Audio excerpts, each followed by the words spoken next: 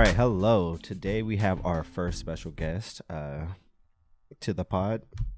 We have Marin Perego, our arts and entertainment editor. Hi, what's up? What's going on, Marin? Welcome to the show. Welcome. Thank you. Marin is our most chill editor in the newsroom. She just be chilling. You know, she comes in, does her work, and we love her for it. Hey, you gonna start a fight in the newsroom? Marin, glad to have you on. Thank you. He and I figured that we just talk to you a little bit about this upcoming Doja Cat and Weeknd tour that was announced. How's that sound? For sure. Okay. So, first and foremost, I need to walk a take back again for the second straight episode. I just feel like people got misconstrued with the first episode of Keys in D minor that I didn't like Dawn FM, the Weeknd's most recent album. But I feel like that's inaccurate. Key, what do you think? Because I feel like people come up to me all the time, like they'll send me the text, like, I listened to your first episode, it was great, but why are you hating on the Weeknd? Do you feel like I was hating on the Weeknd? Nah, I don't think you were hating on the Weeknd. I just feel like you just like more of a Gunna fan than you are of a Weeknd fan. That's not even true either. It was just those two albums. It was comparing the two recent albums. It's fine. Okay, so Marin, how much did you like the Weeknd's most recent album? Because that's the album that he's going to be touring. I'm going to be honest, I haven't listened to it as much. I know. As much as like the last one? Yeah, for sure. But see, that's what I was trying to say, right? Right. So If you don't vibe with a certain album, then it's just how it is. see, Marin's upholding my love takes that. and my values. I love it. I love that. How do you feel about him going on tour with, Doja Cat? That is a super exciting tour opportunity, and I wish I could go because it sounds. You're like not going? As of right now, no. I hope that changes though. That would be really cool to see both of them live together. Key, you want to go with me, brother? No, I'm okay. Okay, so how you gonna press her for not going? Wait, so we're gonna talk about an upcoming tour, but I'm the only one that's gonna actually make an attempt to go. You know, I've seen the Weeknd before, but at a festival, so I feel like I had my Weeknd experience already. And just like once is enough for like a general. Yeah, I think that'll be enough just for him, honestly. Damn. Okay, well, you know what? Well, that's okay because I'll make a confession too. I'm probably more prompted to go because I don't know how many concerts y'all have been to, but I, despite having a music podcast, have only been to one. Interesting. Nice. Just one? Yeah, I know it doesn't even sound right, does it? All right. Tell us which concert was it? Okay, well, I made it count. It was in 2018, and it was Drake and Migos. Okay. So, Yeah, you made up for that for sure. Mhm. Yep, it was in Oakland, and I got there, and it was amazing. How about y'all? How many concerts have you been to? Key, I'm curious. I've been to countless, so let's ask Marin that question. Okay. I've been to a lot of concerts in the last few years. The ones that I remember the most are Beyonce and Jay-Z. Oh my God, like And- the On the Run? Yes, opening act was Chloe and Halle. That was great. I saw Justin Bieber and Post Malone open for him before he was like a really big artist, so that was pretty cool. Seeing Green Day, Pitbull, Wow. just a wide variety, and then Harry Styles for the last few years. That was great too. And I'm seeing Rex Orange County in June, Phoebe Bridgers in August. It's all over the place. Oh my gosh. Yeah. Man, I'm so jealous of you. Man. But like out of all of those concerts that you've been to that you just list off, which one was your favorite? I would say the Harry Styles one. I Okay. went to see him in November in Sacramento, and the vibes are perfect in the whole Golden One Center. It was just great. Just like his beautiful voice, just like all over the stadium. Yeah, and like it was just like a really strong community, sense of community in the whole crowd. I don't know. I just felt like everyone was friends with each other by the end of the night, no matter who you were sitting next to. So Harry Styles stands, they stick together. type Yeah, of for thing? sure. Okay. For sure. So were you like a One Direction fan before that, or did you just like jump Yeah. straight into Harry Styles? Wait, why she looks? You look like Yeah. you're not proud of it. I mean, I am proud of it, but I guess I can't talk about concerts without addressing my One Direction era. But yeah, middle school, early high school, I've seen One Direction a few times. Was really into it. Yeah. Yeah. I don't think there's any shame in it. No, there's no One shame. Direction? It's just, All right. it was a part of my life. Yeah. So have you ever been to a, you talk about your concert experience. Have you ever been to a festival? No, I would love to go to a festival though, because I feel like that's how you find a lot of artists that you would not normally listen to. Right. Honestly, because if you guys want to talk about my experiences, I've been to countless concerts and I've been to festivals. I've been to Outside Lands Festival, which is a festival in San Francisco. When I used to go, I went 3 years in a row. Once, 1 year I went by myself, but like you say, like You went to a festival to the neck? yeah, I went to a festival, I think 2018 or 2017, maybe 3 days by myself. What was that like? It was great, honestly. Because festivals, like, there's so many things you can do at a festival.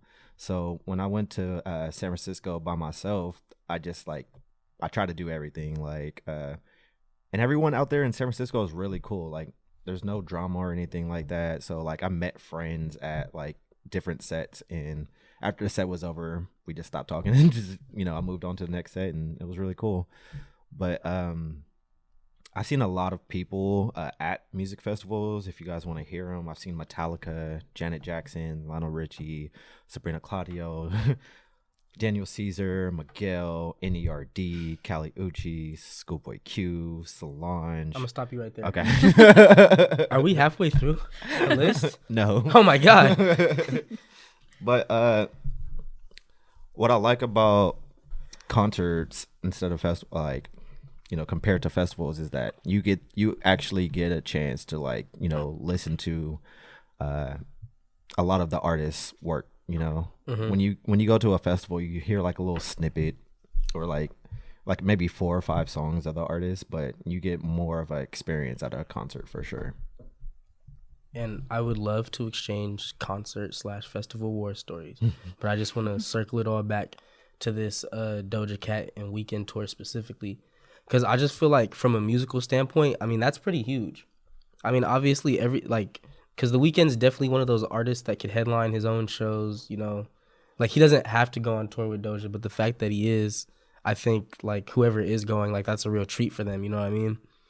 And I just like the year Doja had last year musically, Man, I mean, like her most recent album better than the Weeknd's to me. I don't know. I don't know. I mean, Y'all you can can make agree that or debate. disagree. He might be the bigger artist overall, but I mean, like on some in the moment, I feel like she's right there. Doja Cat's killing it. If y'all were going, like, what would y'all excitement level be if you did end up somehow at the concert? I mean, I would just be stoked. I feel like I said, it would just be a really cool combination to have both The Weeknd and Doja Cat together in one room performing. Yeah. for sure. I think my excitement level, like, I've already seen The Weeknd at a music festival, so I want to be as excited to see him because I've already seen him. But I will definitely be excited to see Doja Cat. I love the song Kiss Me More. Me too. And can we talk about, I mean, obviously for Doja Cat to be in this position just a few years in, I mean, I'm sure she's been making music for a while, but like a few years in from a mainstream perspective, I feel like that's, like, she definitely earned it. That's number one. I feel like she has, her most recent album, Planet Her, is just like really good from the standpoint of there's at least like 5 huge hits on there, but then even if you dig deeper, there's still songs on there that like I really love. But I wanted to play a fun game real quick and just like rank the top 5 hits that like I feel like pretty much everyone knows, whether it be TikTok or the radio or like even some like Target commercials and stuff like that. So can we go through that real quick? Yeah, for sure. All right. So I have 5 songs and I want you to rank them. Okay. So we have Woman. We have Get Into It, yeah. We have You Right, which is The Weeknd and Doja's song together, right? Okay. Then we have Kiss Me More featuring SZA. And we have Need to Know. So how would y'all rank them? I would put Kiss Me More at number 1. Okay. Ooh, Marin disagrees. I would put Get Into It, yeah, at number 2. I would high. put Woman at number 3. And then I would put You Right at number 4 and Need to Know at number 5. Okay. Marin? I'm just going to respectfully disagree with the Kiss Me More, only because it's been out for a while. Right. The song's been out for a Are you while, and I saying feel like stale? it's been worn out. Not that Oh, it's goodness. like, not that it's, like, I just feel like it's been played a lot. Okay. I'm kind of over it, but it is For a a great reason. song. Yeah, well, I still think it's a great song. I'm going to put Woman first. Okay. Yeah. Oh, yep. Yep. Women's History Month. Yeah, for sure. You And can't not start with that. I ain't gonna lie, you tripping. Exactly. And then I'm gonna put You Right for the second choice. Then Get Into It.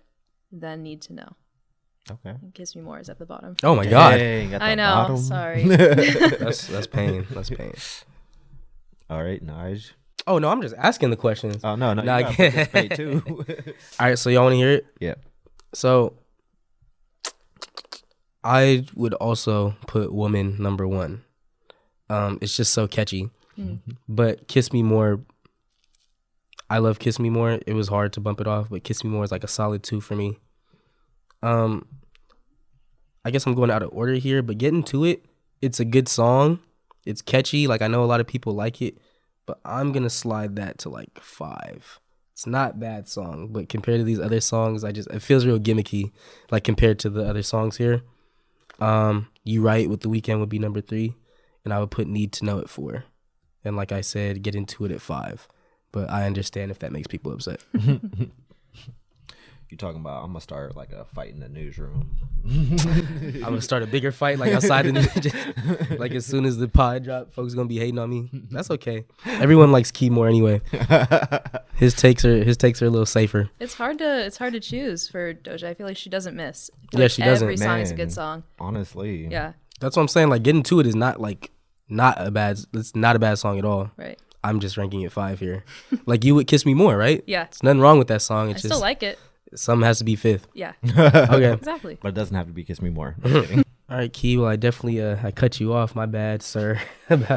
You were given the list of artists, but what I will ask based on that long list, which is your favorite that you've seen? What was your favorite in-person concert or festival experience? Oh, all right. So concert experience, I'm gonna do top 3.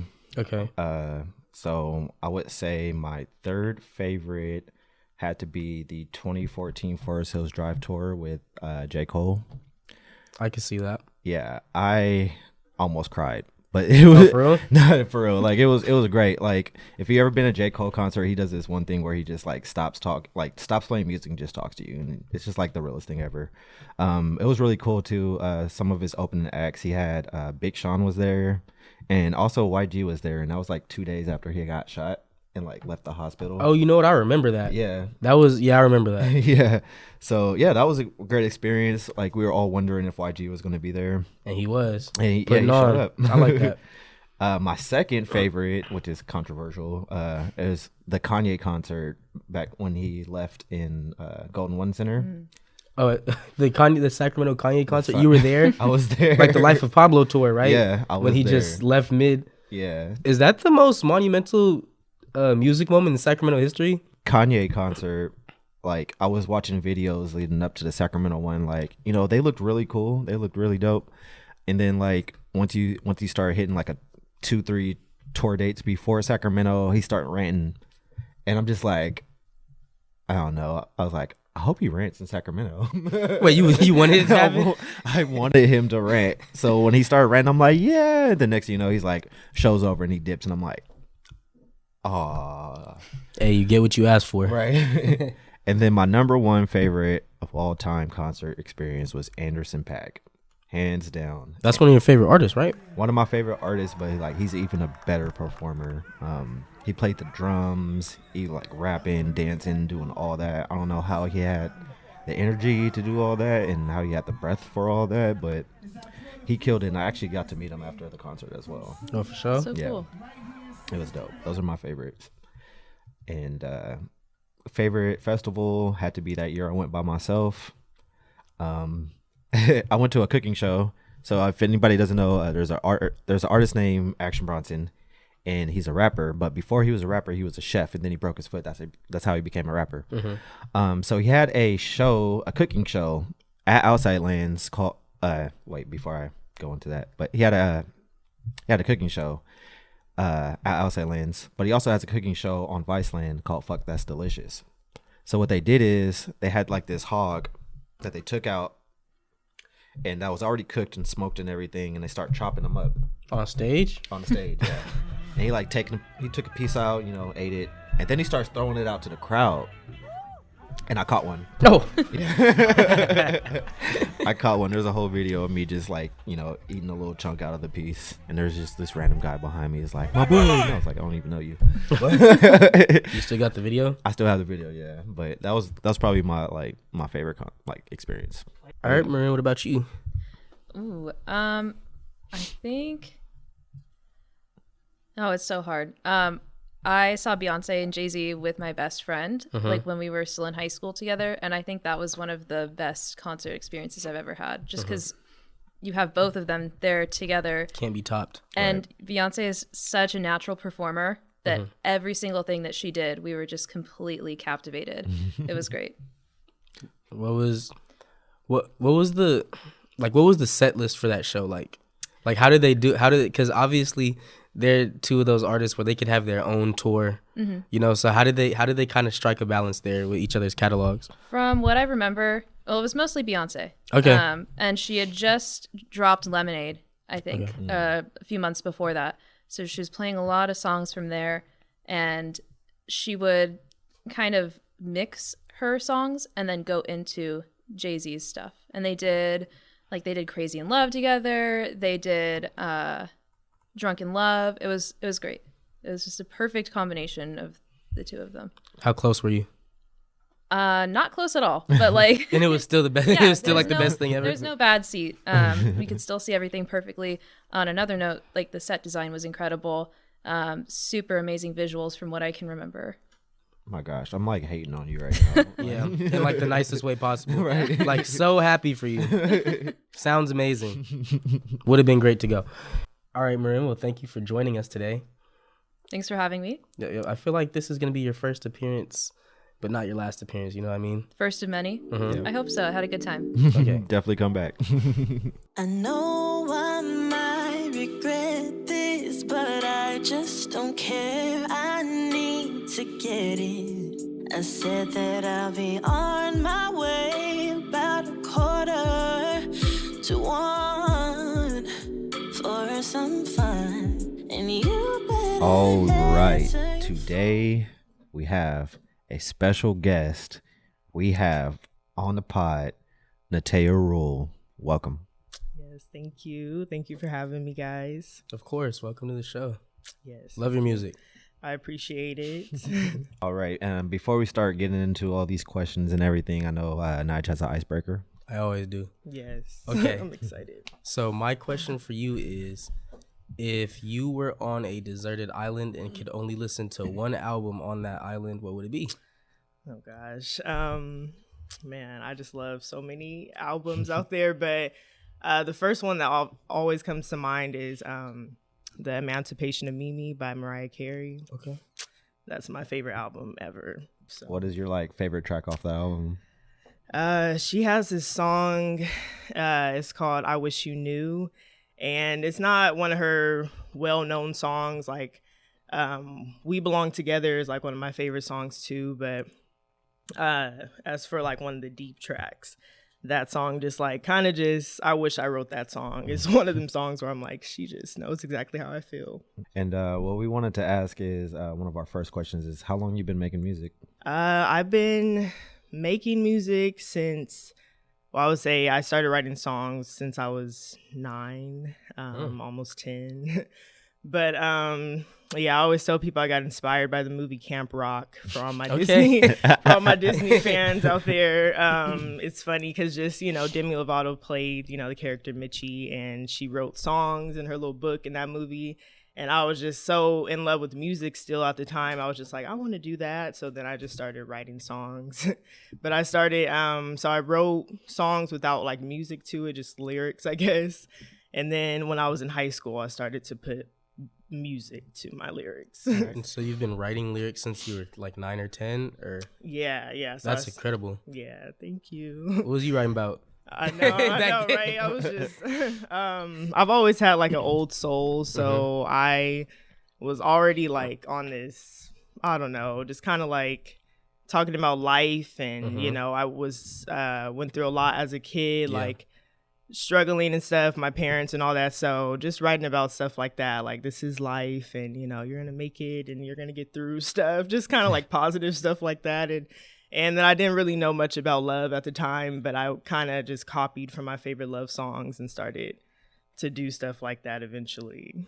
Nah, heartbreak music at 10 is crazy. Yeah, I know. I was just like, yeah, I don't really know much about that. So but yeah, I just had little crushes and stuff. So that started when I got to like middle school, all the love songs. And it is, Women's History Month, so yes. I wanted to ask you, like, which woman artist, inspires you the most? Well, everybody who knows me, I hate to just bring her up all the time, but Mariah Carey is like my favorite artist that's still alive.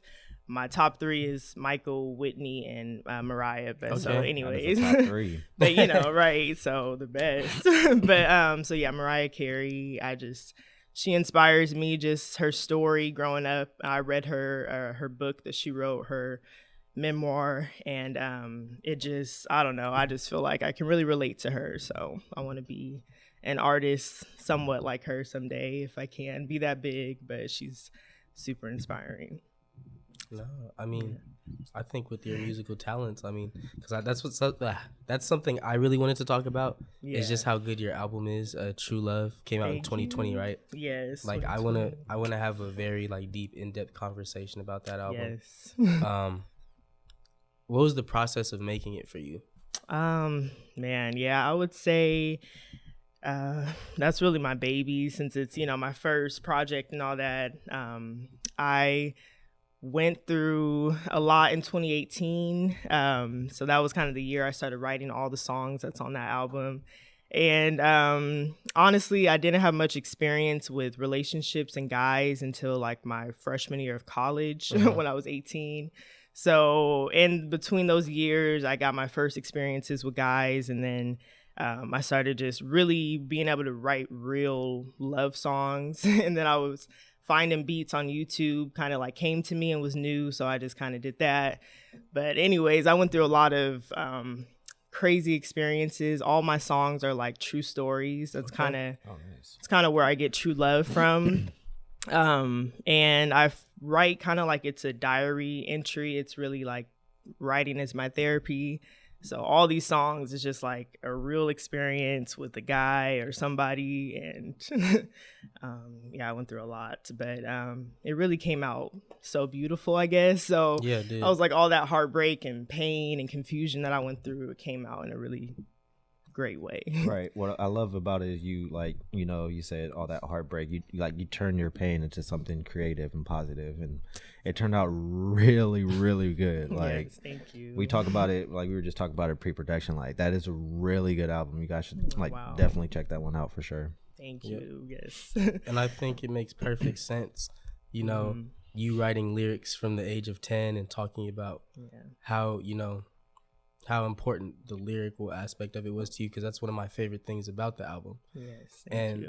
Another one of my favorite things about the album, it just feels so, like, the way you attacked love feels like pro level. Like, it feels like that's the reason I listen to, artists like SZA or like Janae, because they just understand how to, capture love and all the trials and error that come with it in their music. And that's something that I feel like you did over and over again with the album. Oh, thank you so much. Of course. I feel like it's something that, I could put on, like I said, just SZA, Janae, Summer Walker, I could put on every day just like I listen to them. Yes, front to back. Girls. Those are my girls. But yeah, I appreciate that, because I, only hope to kind of be in that range. And I really... there's a lot of competition out there with the bigger, R&B girls right now, but I'm just trying to represent and, write them little love songs. And, it's nothing wrong with being in your feelings. A lot of people are always like, oh, I'm simping tonight, I'm listening to Nataya and all that. But, and that's cool, and I get that. But, it's also just like, I don't always just listen to R&B because of any specific thing. I just listen to because, like, as a whole, that genre and all the subgenres of R&B are just so good. So I'm just like, trying to represent for that. And just because music is about love doesn't mean it's always going to be sad. Yeah, I feel exactly. like that's something that album shows too. Because there's for sure the heartbreak songs on there, but then there's the songs about just how good it is to, you know, have a person and Yeah. share energy with someone. I feel like you got all of that. You didn't try too hard to Right. be like, my heart's broken over and over and over again. You Mhm. kind of touched all the bases. Right. Yeah, that's what I really wanted to do. Like the track listing is in a certain way too. I wanted to start kind of where like things are going well, or you know, I'm like starting off like, hey, just to let you know I like you and all this other stuff, and then things are going good and stuff like that, and then it gets to when things start to go bad, and then I'm miserable, like my song Misery. We become strangers, like my song Strangers. Like all that really happened. But at the end of it all, in my song True Love, it kind of just wraps it up like it's okay to go through all that, you know, but don't, you know, let that keep you down. And you know, all the messages that I put in that song is just, you know, it comes from my heart. So Yeah. yeah, Which of the songs on the album was hardest for you to make? I would say it's a tie between Strangers and what's the other one? Misery. Because I remember I was like working at this job. I was working at the airport in 2018. And I went through this thing with this guy, and I was like literally at work writing the song while I was like watching him with this other girl and stuff like that. So I was like literally really sad, like just trying. I was just so crazy, but I'm so glad I'm over all that. But then Strangers, it was when me and this guy we kind of like not really broke things off, but he kind of ghosted me. But it's like we worked at the same job, so when I would see him, I was just like, okay, so we did all that, but then you want to act like you don't know me. So you know, I was really like I was so angry when I was writing Strangers, so it kind of feels like a diss track to me. When I was in the studio, I was like, I'm ready to just get this out in the studio. So, and that's actually my most popular song. So I guess I'm glad people relate. So that is a really good song. And you know, we are just talking about the album that dropped in 2020. You dropped a single in 2021, and then a single about 2-3 weeks ago in February. Yes, I did. The song is called More Rounds. I did. Love the Thank you. Yeah. We love the music video. Can you try to kind of talk about, you know, the music video? Yeah, that was really fun. Shout out to Creative Stimuli and Blacklit Productions and everybody that I worked with on the video. I put out my first single a couple months ago, and I was supposed to make a video to that. But when I went to them with the idea for that video, like their studio they wanted to do it in wasn't ready yet. So we just came up with this other idea. I was like, oh, my second song is going to be this one. It's shorter. We could do like a quick little music video that's not too complicated. And so we just thought about, you know, being in a hotel. The whole theme of this song is like, you know, me coming over, him coming through. So in that situation, it was like, you know, this person's about to come through. So I'm ready for, you know, for what the song says. I'm ready for what happens next. Exactly. Right. So I'm ready for all that. So, but yeah, it was really fun making that. Y'all was gonna play Uno. Yeah, exactly. Watch a little TV. Something like that. Yes. So, but no, yeah, it was really fun, and it actually took us a really long time. We thought it was gonna be just a couple hours, but it was I think it was an 8-hour shoot, I guess. So I was like, you know, it's something I got to get used to. Big artists are on sets for like 12 hours. They got multiple days of shooting and stuff. So I was so tired. I didn't eat anything that whole day. It wasn't a good thing to do, but I just tried my best. And, you know, I'm glad everybody could deal with me. Can be a little bit of a diva sometimes, I guess, but I'm a perfectionist, and I just wanted everything to come out right. It was, you know, expensive and all that. So, but it did, and everybody's been supporting me like crazy on that video, and I'm just so thankful for that. So. And so since you're not all, you know, wrapped up in the numbers, like what are your musical motivations? You know what I mean? Yeah. I guess it's really just when people can like relate, like how I was saying earlier, it's just like, this is kind of what I do it for. Like, I just feel like I have a message, I guess, to put into my songs sometimes. And I'm, learning, I'm on the journey of loving myself and all that. And I'm trying to like push that out sometimes in my music with certain songs. But for the most part, I just want to really get my voice out there. And I don't know, I just feel like I have a lot to say. And then being a quiet person, I don't like to talk a lot. I'm kind of antisocial and introvert and all that. So when I sing and when I write songs, that's like my way of communicating. So I just feel like, I just want to connect with people all over the world in that type of way. So, you talk about connecting with people all over the world. I know that Spotify does like an end of the year like recap with the artists. How many countries listen to Nataya Rule? Oh, yeah, it was actually 83 countries the last time. So I was like, okay, I don't know where it all comes. Well, actually, like Spotify does, when you do get added to playlists and stuff like that, it really does get you out there. So there's a couple songs of mine that got that. So I guess that's where that all came from. But I was just like, wherever people are listening to me, I'm just really thankful. So gotta respect the algorithm. Right. But that's the funny part about Spotify. You listen to in 83 countries, but they're not trying to tell you like how that's happening. Exactly. I'm like, okay. You're just like, thanks, question mark?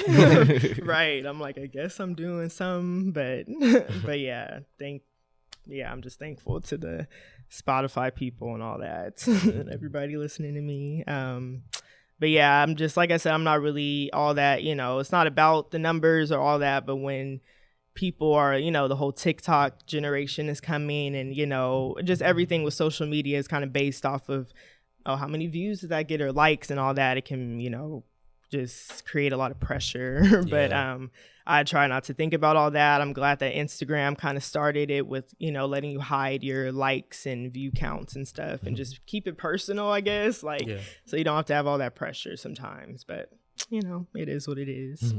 So where do you plan on taking your music, this year and kind of moving forward? Yeah, so I'm planning on dropping a couple more songs before I release my second project.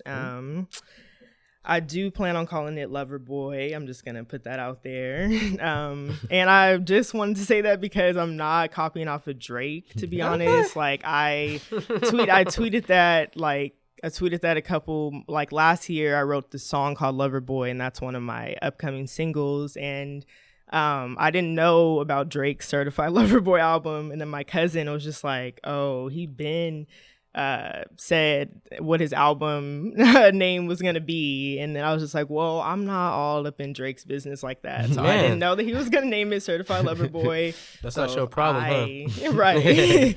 Right. So I'm like, Mariah Carey, again, has a song called Lover Boy 2. So, I'm just, a lot of people have different songs out there. So just putting it out there. I'm not copying Drake. But so that is coming up. And then I plan to drop that project. I'm doing a couple more music videos for my upcoming songs. And I do have some performances coming up. So just planning to get myself out there more and just keep doing my thing and hopefully keep growing and reaching a bigger audience and stuff like that. Okay. And so what do you think are kind of the inspirations behind this upcoming album compared to maybe True Love? So this one is going to be more playful. It's kind of just like not so much into all the heartbreak and stuff like that. It's just going to kind of be more showing my savage side, I guess I could say. Okay. That's kind of where like More Rounds comes in, because I wasn't always like that. Into, being all sexy and stuff. And that's just kind of something I'm tapping into, not for any certain reason, but just because I have so many songs I've wrote and I just want to, play with different parts of who I am. So yeah, it's going to be a really fun project and I'm excited for people to hear, because my vocals have grown a lot too. So I'm just like, I really just want people to see the growth and just not think that, True Love is amazing, but sometimes I listen to it and I'm just like, yeah, I'm ready for some new music to be out. So So, yeah. All right. Well, you heard it here first. Nataya Rule is going to be dropping a album Yes. called Lover Boy coming out this year. Yes. We break music news on this show. Yeah, you know, I gotta put it out there. So what's performing live like for you? How do you like it? It's pretty cool. I just trying to, I'm always I just have a lot of anxiety and social anxiety and stuff like that. I relate to Summer Walker when she talks about that, where she had to like stop her whole tour. I don't know if I would do that, but I do understand that it can just be so weird and uncomfortable, but you just really want to, be out there and perform for people. But every time I perform, people, really gravitate to me. They become, get more fans. So I really love performing and, just kind of showing off my vocals outside of the studio. So it's pretty fun. Flexing on your listeners a little bit. Yeah, a little bit. I'd be trying, but yeah, so performing has been fun. Alrighty. Thank you for tuning in to episode 4 of Keys in D Minor. This is Keyshawn and Nige, and we have Nataya here. Go ahead and let them know about your Spotify, Apple Music, all that. Yes, so you can find me on all streaming platforms at Nataya Rule. You can follow me on social media at Nataya Rule. I'm one of the only ones out there, I think. I think I'm the only one. So, but yeah, you can find me anywhere under Nataya Rule. So thank you guys so much. Perfect. All right. Till next time. We out.